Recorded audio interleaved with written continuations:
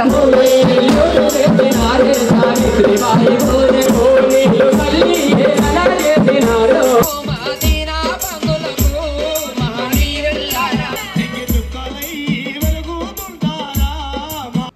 జ్యోతిరావు పూలేకు మనం గుర్తు చేసుకోవడం అంటే రాజ్యంలో మన వాటాను గుర్తు చేసుకోవడం, దేశంలో మన వాటాను గుర్తు చేసుకోవడం. ఇవాళ మనం ఎంతమంది ఉన్నారో జనాభా లెక్కలు తీయడానికి కూడా ప్రభుత్వాలు ముందుకు వస్తలేవు. విద్య అనే జ్యోతిని వెలిగించి ఈ సమాజంలో మన హక్కుల కోసం మనం పోరాడుకునే స్థాయికి తీసుకొచ్చినందుకు ఆ మహనీయునికి మనం ఇవ్వాల్సిన ఘన నివాళి ఏంటంటే వాళ్ళు చూపించిన బాటలో మనమందరం నడవాలా.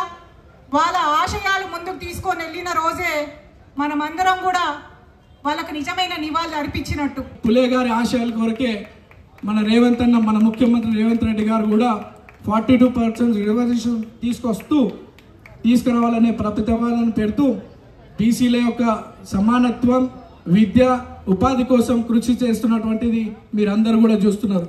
మరి మనమందరం కూడా రేవంత్ అన్న ఒక మాటకి అండగా నిలబడాలని కోరుకుంటూ ఎన్నో కార్యక్రమాలు పెద్దలు ఢిల్లీలో కూడా చేస్తున్నారు, ఇక్కడ స్థానికంగా కూడా చేస్తున్నారు.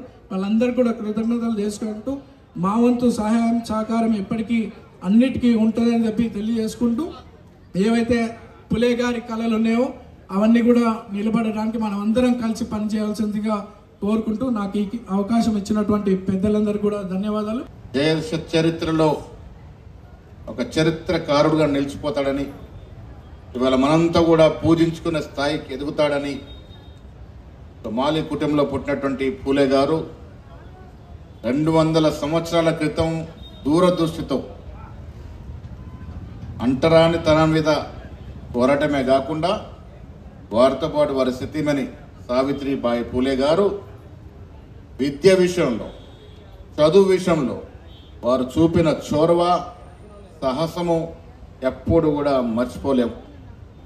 ఇవాళ బీసీ బిడ్డలమైన మనందరికి కూడా స్ఫూర్తిదాత జ్యోతిరావు పూలే గారు.